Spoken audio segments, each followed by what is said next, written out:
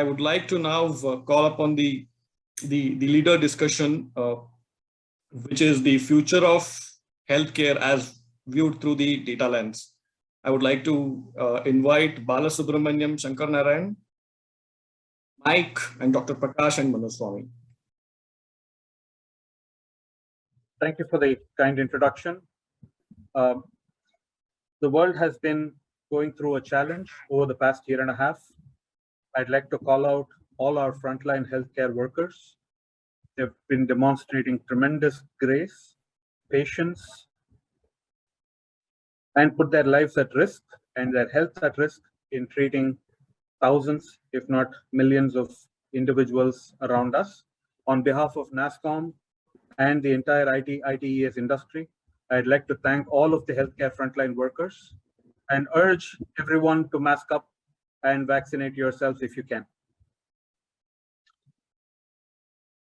We are here at the HealthTech panel discussion talking about the future of healthcare, looking through the data lens. If you look at the healthcare of today, researchers are already using virtual reality to detect genetic predisposition to Alzheimer's. Google wants to implant sensory devices into senior living facilities to detect falls and use smartphones to measure hemoglobin levels, diagnose asthma.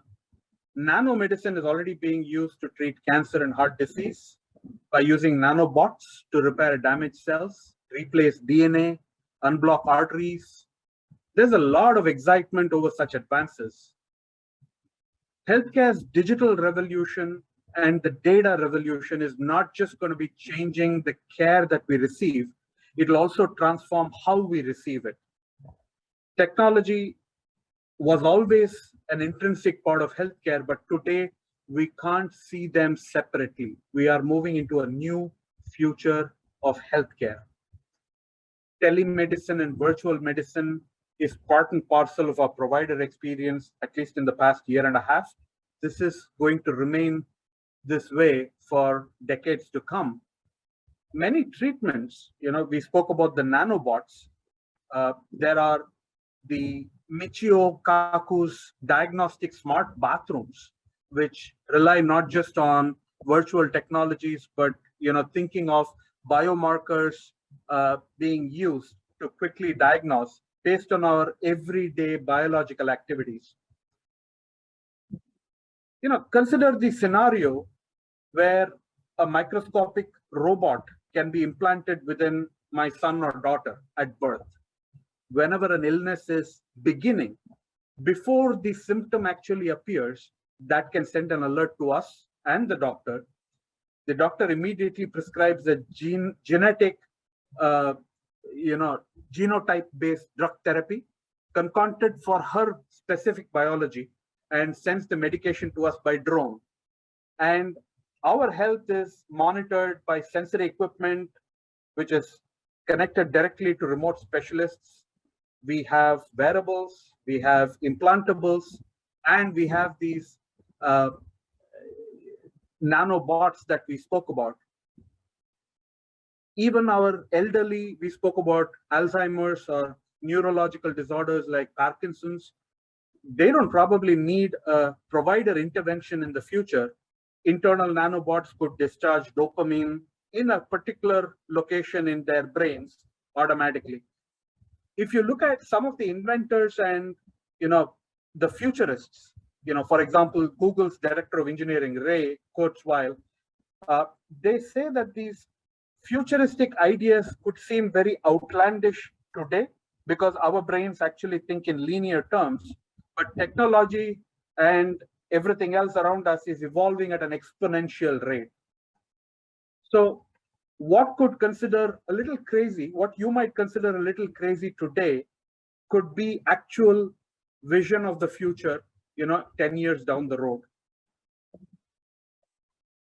Let me share a small video that was put out by The Economist that will share their vision of the future of health.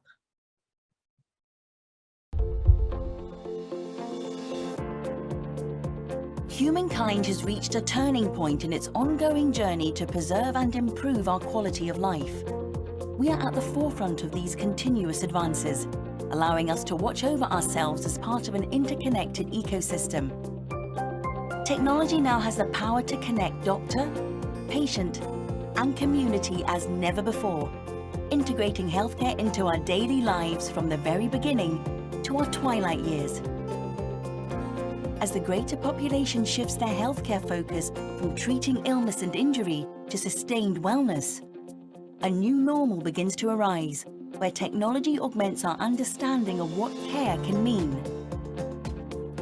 Technology increases the efficiency of delivering care, while reducing barriers to collecting and sharing critical information about our daily well-being. Dramatic changes in healthcare are already taking place. Smarter wearable connected devices now provide more profound round-the-clock monitoring, in tandem with portable and even non-invasive scanning equipment, promoting greater mobility for healthcare professionals. Patients and physicians will discover more applications for virtual and augmented reality, such as doctor instruction and in aiding procedures. Artificial intelligence and big data will hasten the discovery of pharmaceutical cures for new diseases and will continue to offer more accurate and extensive patient records through the cloud. The seeds are in place for a dramatic overhaul of the practice of medicine as we know it today. As behavior changes to match the evolution of data, we will start to see the formation of omnipresent healthcare in society. New devices will continuously interact with one another to instantly share healthcare information. Tiny sensors, biotechnologies grown from human tissues, electronic implants and intravenous nanomachines become commonplace, drawing historical and even location-based data from individuals to update and prescribe care in real time.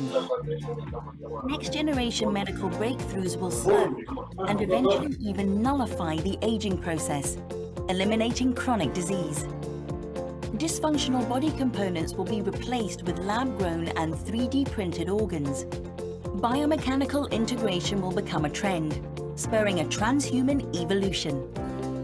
More complex surgical operations can be performed with the aid of powerful, precise, and intelligent machines. This enhances doctors' capabilities and even allows them to work remotely. Drone ambulances responding to instantaneous vital sign alerts will ensure immediate emergency care, even for those situated in the most remote areas around the world. The concept of a general hospital will be reinvented drastically, as medical facilities will be redesigned into smaller, more modular structures, strategically dispersed for greater efficiency.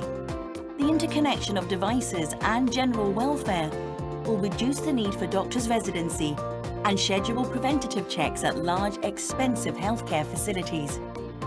Cutting-edge genetic technologies will be capable of mitigating even the slightest of health risk factors, gradually producing healthier, more robust children. In growing within ecosystems that connect into a larger worldwide database, we are given the opportunity to gain a deeper understanding of ourselves, while stretching the limits of possibility. Here is where science fiction becomes reality. Our contemplation of the future is significant, as the technologies we develop ultimately change what we know and believe to make life better. Thank you, AV team, for sharing the video. Now, we saw the future of health, or at least the economist's version of it.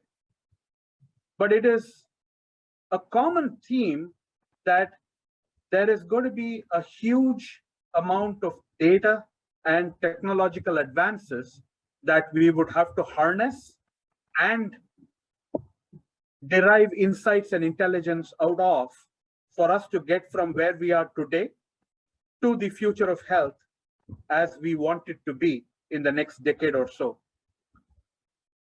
So that is the theme of our discussion today. We have three very eminent healthcare leaders from various sectors who are joining us on the panel: Dr. Prakash, Mike Alvarez, and Manu Swami, to please join me on the health tech panel to talk about how we get to the future of health from the data lens. Welcome, gentlemen. Thank you for joining us today. I appreciate your time and effort. Let me start with Mike. Mike, we saw the video and we spoke about the future of healthcare. One common theme that comes out is that the definition of health data, I guess, is going to be redefined or is being redefined as we speak, with a wider, determinants of health also joining the physical, physiological, and clinical data or the medical data that we traditionally have. So you have things like family history, genetic data, medications, clinical visits, diagnosis. This is already part of our EHR, EMR, whatever system. But you also have fitness club visit history, grocery store purchases, drugstore purchases, Amazon purchases possibly. You've got maybe Easy Pass data to detect your travel and how you get from place A to place B, relationship status, climate data and air quality where you live. All of this information suddenly also becomes health data. As we look at this, amount of or deluge of data coming in, today your systems are probably struggling to handle what we have. If the data is going to multiply 5x, 10x, 100x, how do you think the systems will handle it, in your opinion? Yeah, thank you, Bala, for the introduction, and thank you to NASCOM and NASTech for the invitation to be part of this esteemed panel. As you introduced, Bala, there's so much to really unpack with this conversation. I know the organization I'm part of with Fuse, we're really trying to reimagine healthcare, and I think like so many are, especially in this conference and around the globe. But when it comes to a data lens, one of the things we're trying to do is really look at data as a product and not a byproduct, right? So I think, as you mentioned, all these things coming out of these sensors, all of these social determinants of health, one of the things I'm really interested in is how do we help providers to see a patient through the lens of not just the physical encounter, but the digital encounter, right? And I think this digital encounter is always happening, right? It's always, there's always data kind of emanating from either us or our devices, or, kind of being collected by the things around us. And all of this can be pulled together and really help us to understand the health conditions, of those we love and, those the providers are caring for. So that's kind of how we're starting to look at this problem.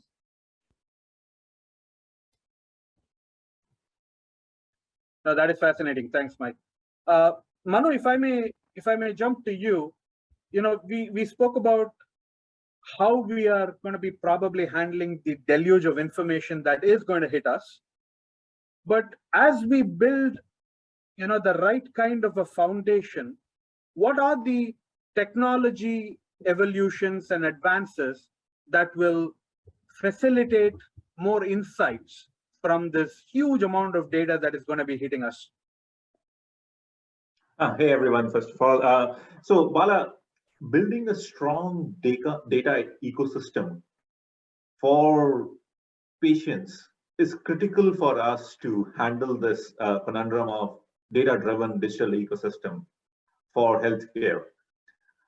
It's not just about the information being brought together. It's about how do you manage this information where it's getting produced and analyze it and then bring it and connect it. I think that's one key part of enablement for healthcare going forward.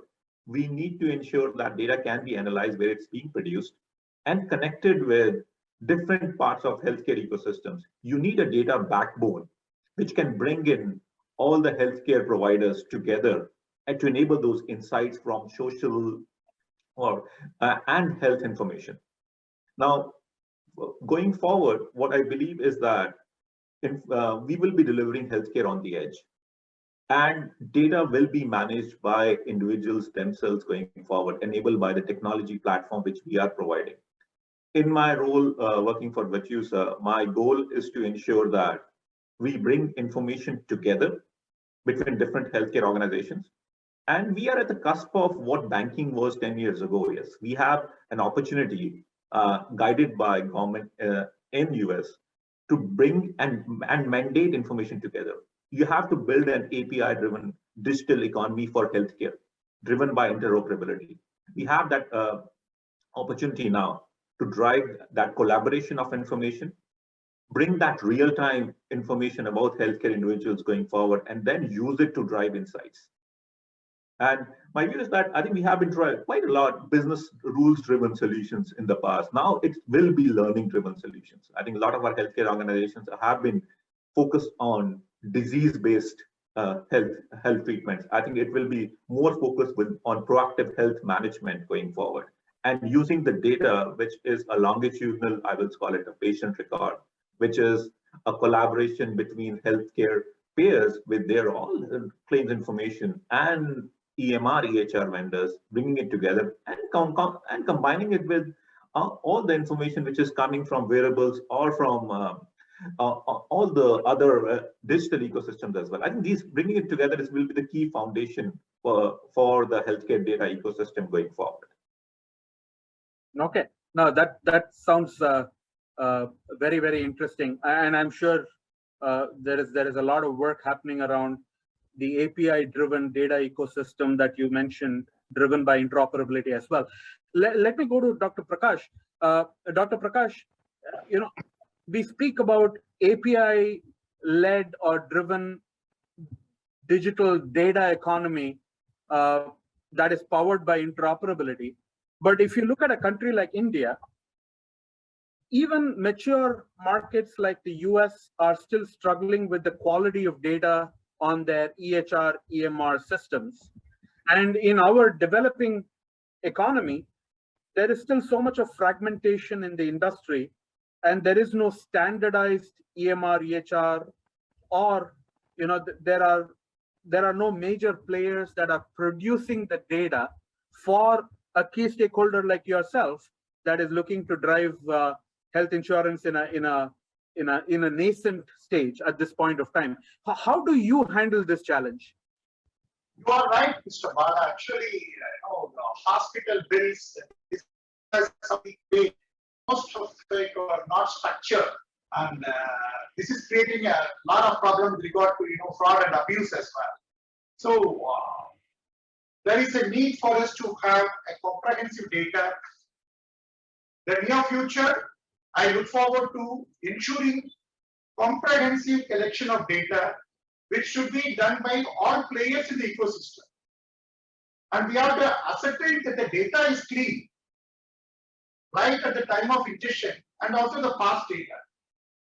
So apart from collection of data, we need to do a lot of work on cleaning the data.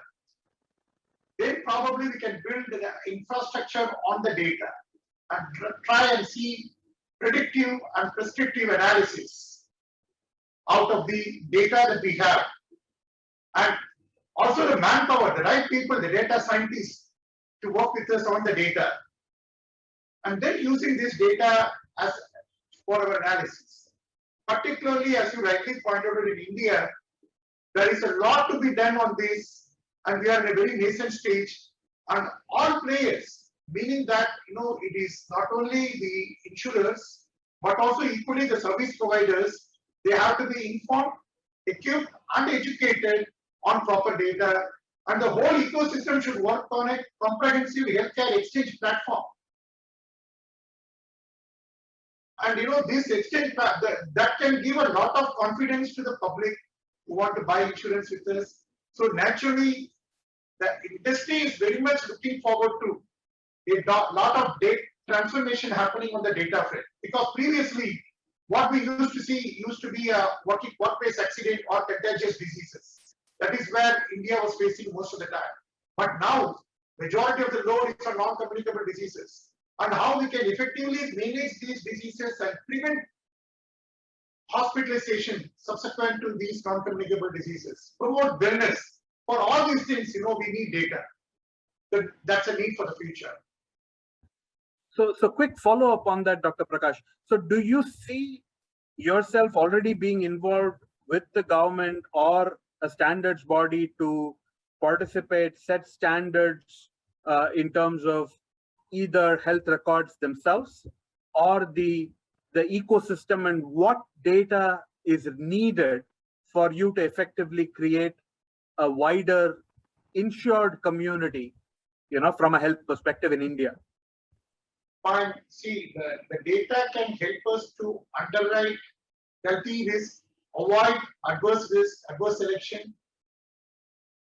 The data can help to identify cohorts of my patient customers with particular comorbidities, and then see what type of proactive condition management program can help us to maintain wellness among our customers. And with that, we can try and see that how we can reduce the frequency of hospitalization. And also, equally, I love to align with my provider and see that how all insurers can come together and have a healthcare platform, exchange platform, where it should be easy for the insurers to just, send their. It should be easy for the insurers to send it should be easy for the healthcare providers to send their pre-authorization requests for any claim to all the insurance companies in one go in the same format, and that can bring in a lot of transparency and eliminate any type of fraud that can happen. Sounds very interesting. Thank you for that insight. Mike, coming back to you, I know we spoke about data, and when you have this increasing consumer engagement and data from all different sides hitting us, we spoke about API-driven, interoperability-driven data standards and secure platform, faster connectivity, and all of these good things. But there is always this question around ethics and data ownership that remains. Consent management, for example, is becoming a very, very big thing at this point of time. Can you elaborate on how do you build trust in this data exchange forums, whether it is consumer data to providers, consumer data to payers, or providers to payers, whichever actor is sharing data to whichever other actor? How do you build this trusted data economy? Yeah, it's a great question, Bala. So one of the things we're looking at is as Manu mentioned, is interoperability. I think is going to be a big part of that. So, how can we build this ecosystem in a way that it's much more plug and play, and not a set of bespoke interfaces that have to be built for each one of our products. So I think that's one part of the equation. Another part of the equation too, or another significant difference from our the enterprise side of our company, where the data that's coming out of those systems really is it belongs to Cardinal Health, right? So it's kind of that internal data. But within the digital health area that we're operating within, it's not really our data, right? So we get data from EMRs, from oncology clinics, from pharmacies, and that data very often belongs to the partner we're getting the data from. So we have to make sure that we fully have tracking that data, monitoring that data, and then we have data usage agreements that restrict how we use that data. So that's something that we have to comply with, and then we have to be able to track it, right? So imagine thousands of different providers or pharmacies that we interoperate with, and we have to track each one of those. It's a very challenging problem. One of the things we've been looking at is, and this is a bit controversial, but I think a lot of the data solutions that have been built to date have been very centralized, right? So you have these big data warehouses, these big data lakes managed by a centralized team. So one of the approaches we're taking is more decentralized data management, where we bring teams in, and a team can own and manage, let's say, EMR data. Another team can manage maybe pharmacy data, and they become experts about managing that data, and other people can leverage that data, but doing it in a more decentralized manner. So that's one thing we're looking, or one approach we're taking. Another one is we're actually currently partnered with MetaLedger for our blockchain solution, more on our supply chain side, which again is a really a decentralized, kind of way of building trust, right? And I don't think most people, I don't care where you sit globally, are really comfortable with that. So it's kind of a new phenomenon we're trying to really understand, explore, and kind of implement, obviously. So, exploring decentralized data management in our data aggregation collection, but also looking at how we can leverage blockchain and extend that into more data management and trust, and maybe even to individual data management usage rights as well. Very, very interesting. But Mike, one follow-up. I mean, has there been a challenge around, hey, I own my data, and are you using my data for whatever purpose? And I talk to you because we're talking about the wider determinants of health out here. So whether it is the Easy Pass location travel data, whether it is Google smartphone time of call data, whether it is grocery purchases or Amazon data, assuming that there is a whole plethora of new data elements that are going to be hitting our health profiles, is there a question around who owns this data and how can you use this in whatever way you're using it from a consumer perspective?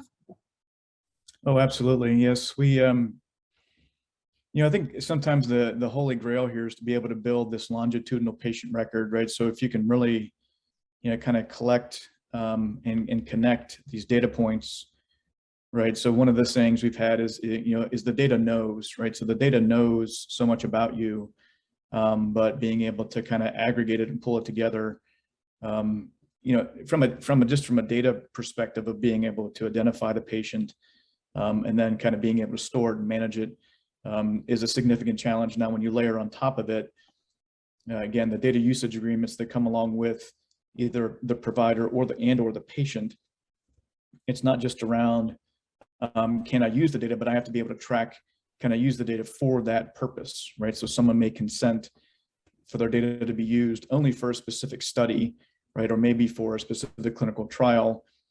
And so it adds a couple of dimensions of complexity, to that conversation, which again, we're trying to solve in a very distributed manner.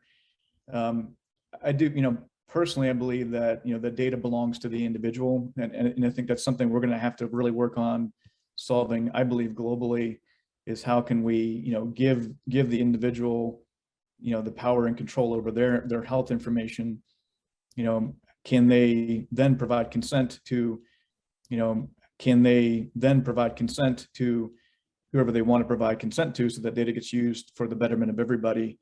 And I really think we have to think about, incentives to allow people to do that. Because I think today, many, and maybe not in healthcare, but I think in other areas like social media, it's really the companies that are benefiting from the data that we're giving them about ourselves.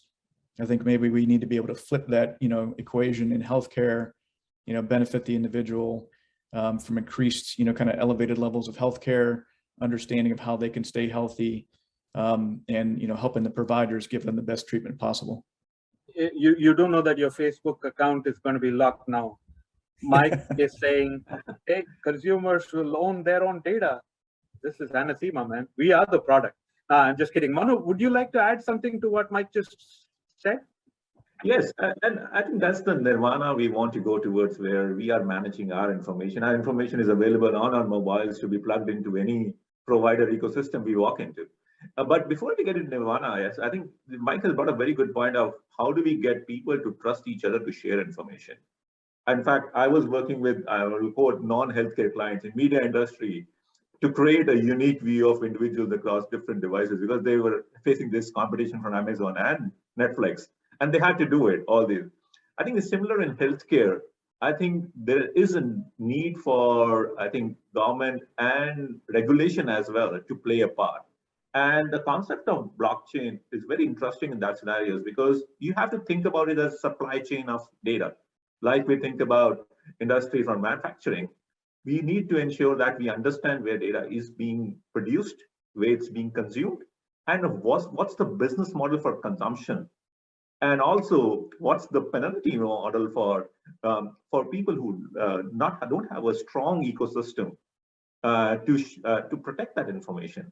So I think we need a very strong technology platform which we can scale because we have worked with blockchain, we see it has challenges of scale. So we need to work on that as well to bring that data ecosystem to life, which will enable this governance and sharing of information and also visibility on this whole data pipeline, who is producing and who is consuming that. You know, just building up that story here, right? We spoke about this plethora of data, the deluge of data that is going to hit us. We spoke about a data economy that you said needs to be API driven, interoperability driven. Mike spoke about the trusted economy, probably blockchain, probably manual consent, data usage agreements that needs to be in place for people to actually build out that trust. But let me actually take that one step forward. We speak about you know, once this data hits us and we've built a very robust data foundation that can handle this data, what are these deep tech advancements that are going to be helping us derive a lot of insights and intelligence from this data? Can you talk about that for a few minutes, Manu? And Mike, Sure. If you want to chime in after Manu, please go ahead. Sure. And I think once we bring it together, enabling insights to be used across the digital ecosystem, whether it's your own processes, whether it's company, intra-company or inter-company processes, is the next thing. Is how do you make those insights and intelligence available? How you democratize intelligence, not just data, across? That's one part of it. Then what we have to see is how fast you can get to that. And I think that's where like quantum computing and other technologies are going to play a big part. Typically, if you look at it as drug takes on an average of say 12 years to launch with a cost of around $2.3 billion. And we have seen in the last 1.5 years that it can be done faster. It has happened. And I think so technology, especially intelligence based on data, is going to make a big difference going forward. And things like quantum computing, neural networks are going to be the order of the day. And it will be running on the edges, on our phones. It will be running in different parts of the ecosystem on there, and then brought together. I think that's where it is. I think building AI models is no longer a novelty. That's its commodity. It's about having access to data, whether it's we bring it together, and it's about ensuring that we can embed intelligence in processes quickly. I think that's where we have to focus on. I think based on my experience working with a lot of our clients, and that's where we see the opportunity going forward. And see, it's a conundrum. I just said, yes, we have brought it all together. Still, if we are working with a lot of large organizations who have been in this business for quite some time, they still struggle to get data to build the models, and that's still a conundrum. I think, and that ability to join that global ecosystem, to get access to data, diseases which are getting produced in some of the remote part of the world, and bringing that together and synthetically generate information as well for future evolution is also a key part of it, and that's something which we have been focusing on and as well as key part of our go-to-markets. Yep. And so Bala, I can add to that too. So I think we, you know, I mean, we're obviously a lot of this conversation is future focused, right? So I think, but one of the things we're looking at now is around, you know, computational governance, right? So how do we apply this, you know, machine learning and data science to the to the cleansing of the data, to the quality of the data, because as you've pointed out, I think, as the data grows, it's going to be so massive, and it's going to be structured and unstructured data. So how do we kind of control it in a way and then still maintain the quality and insights? Because all of that data, again, if that data is going to flow into some kind of a prescriptive guidance for a provider, you want to know that the data coming in, if you're the patient, right, that's going to be receiving that guidance from a provider, you sure want to think or hope that your data that's flowing into that model or through that model is accurate. So I think we really got to leverage the technology to help us solve this problem, because it's too big for teams of people to solve. I also think, though, kind of the flip side of that is we see all of these models being embedded, maybe as Manu mentioned, especially at the edge. How do we make sure that all of those models don't have bias in them, right? So that we're monitoring these models, so that we don't introduce models that adversely affect somebody. How do we look at the ethics of the models? It's becoming an increasingly, increasing part of a conversation, I think, in the data science community today. So there's two other things we need to think about. Really, really fascinating topic, and we can talk on and on. But I guess what you guys are telling me is, we used to bother about access to care. Now you're telling me that care is going to be transformed by access to data in a positive or a negative way, depending on whether the data is clean, available, and rich.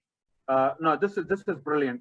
So let's actually go back to our building the story part. Now you've told me once we hit the trusted data economy, now you're telling me that not only do we have AI and machine learning models that are already passé, that are readily available today, that looks at building out this population health, predictive intelligence, whether it is around detection of diseases prior to progression, or getting cures developed sooner in the life cycle, or providing a better, let's say, care and treatment regime to people ahead of the curve to have an improved quality of life. We understand how powerful these building blocks that we spoke of are, but now let's flip it to India. I mean, we are in the digital India age. There are so many advances happening around us, and the National Health Mission is also putting together a digital health charter. So I wanted to ask you, what would be some of the learnings that you would suggest we adopt from the West, probably starting with Manu, moving to Mike, and then we will end with Dr. Prakash, who has joined us again. Sure. So it's very fascinating. I come from India, and I've been in the West for the last a few years, and it's very fascinating to see how the healthcare is involved and in US. Still, I think there is a lot of money spent per member in US. We are talking about $10,000 per year spent on the US individual to manage their health. And this is a lot of money. But in India, when you look at it, yes, there are certain key challenges we still have. Yes. One is a number of doctors per patient ratio. Yes, I think that's a key challenge.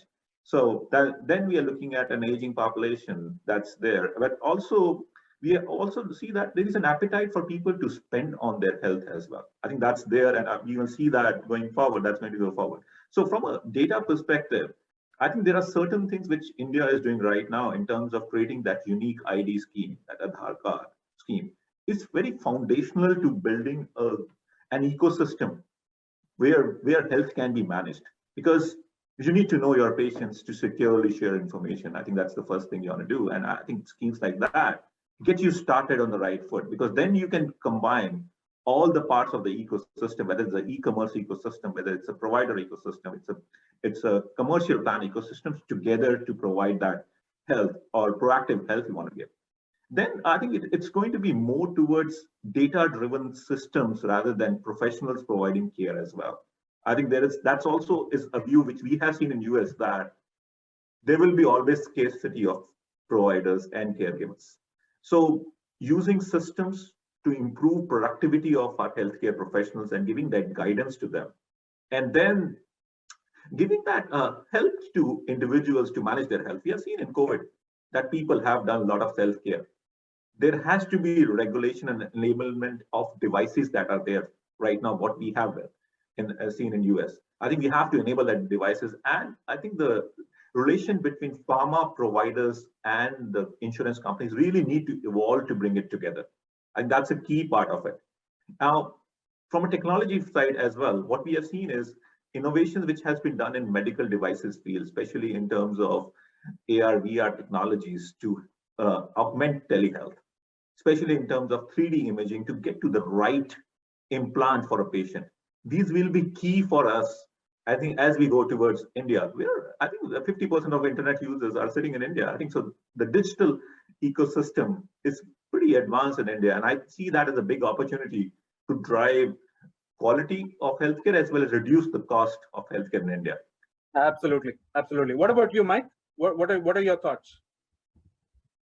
Yeah, so I guess I'm a big believer in kind of unity or finding common ground on things and how to solve problems. So I think, if you pull back a little bit, I think, first and foremost, healthcare is something that we all share in, globally, right? So I think we have these, with these 8 billion people around this, around this world, something that I think we could all benefit from is better healthcare. I think, unfortunately, obviously, COVID-19 had devastating impacts on us globally, but it was something that, we all, kind of pulled together, to fight in battle, in some ways, in different ways across the globe. So I think those are things we can kind of learn from one another. I think, how different countries, kind of reacted to, a pandemic, how they, within countries or even communities, how they reacted and policies they put in place or ways they treated it. And to me, I'm fascinated in how we can learn from one another in that way. I think, the other thing is we share, kind of back to, the data theme. If we can share data across the globe, I think we can accelerate, kind of clinical trials and drug discovery as well. Another, I think, common problem we need to solve is, again, protecting the individual rights. So if a country or a community comes up a way to solve that problem, why not share it globally, right? Because we can all benefit from it. I think one of the stats I heard is that, in the US right now that, from a provider to administrator, the ratio has grown to, I think it was like 900 to 1 or 600 to 1. So that to me tells me that the cost of healthcare, maybe kind of to Manu's point, is kind of, growing in the West a bit. But I think something that the West can learn from the East is, this idea of Jugaad innovation, right? Or this frugal innovation, because to me, it should all be about the outcome, not about, kind of what you put into getting that outcome. So if the outcome works, then let's share it and learn from one another. Brilliant. And Dr. Prakash, coming to you finally.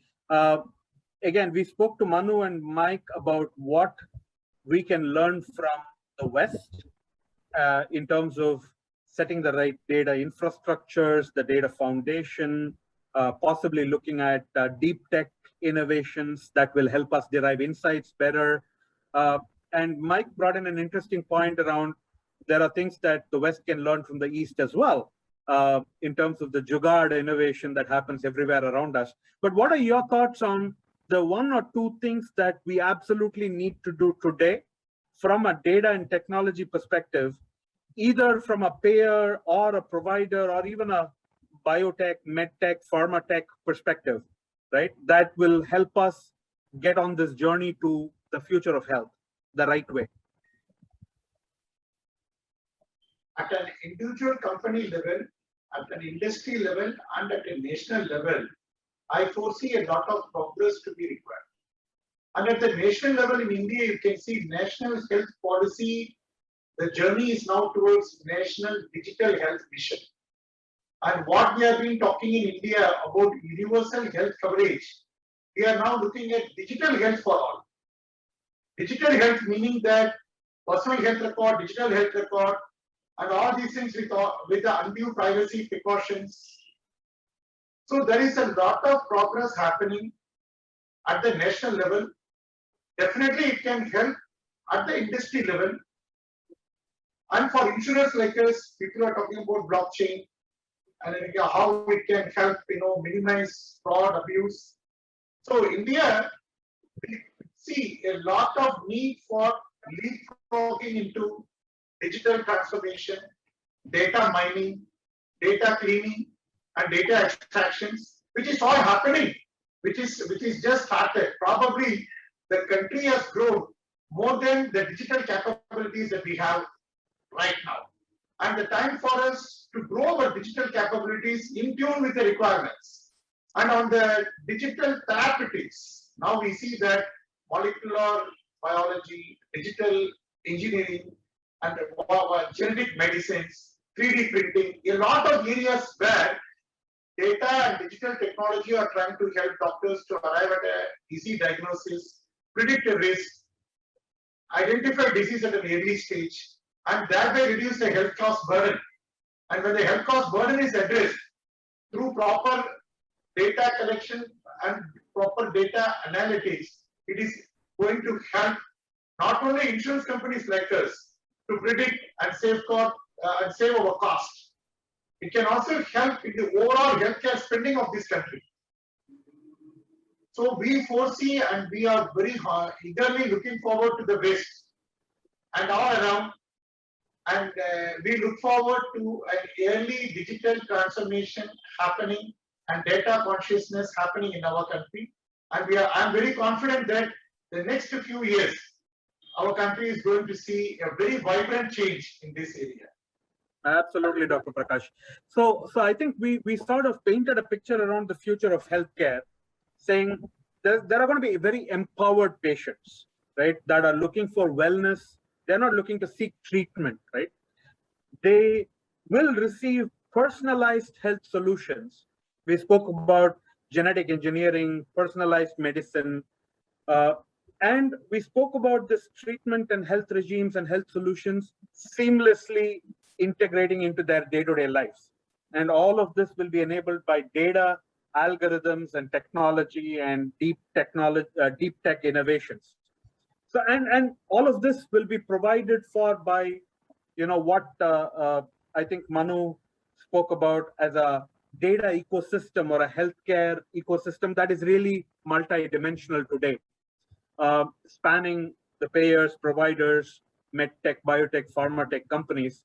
And I think Dr. Prakash brought in a very interesting view, and Mike as well alluded to the fact that India now has the potential with the National Digital Health Mission to avoid some of the growing pains that the West has gone through.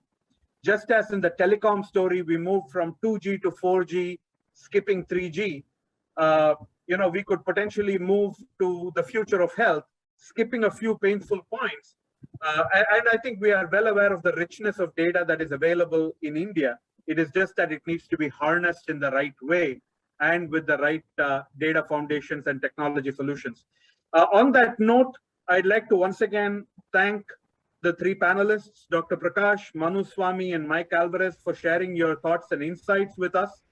I'm sure it'll trigger some discussion around the art of the possible when it comes to the future of healthcare, both globally as well as in India. So thank you once again, and thank you, NASSCOM. I hope you enjoyed the session. We look forward for more such sessions in the future. Thanks, Bala. Thanks, NASSCOM. Good luck. Thank you, Thank Bala. you, everyone. In God we trust, all others please bring data. This was said by W. Edward Demings, once signifying the importance of data. Well, the discussion here only fortifies that views. Ladies and gentlemen, we had Bala Subramanian Sankar Narayanan, who's the Digital Health Executive Board member, CEO, Thrive Digital LLP. Thanks a lot, Bala, for moderating that discussion so beautifully.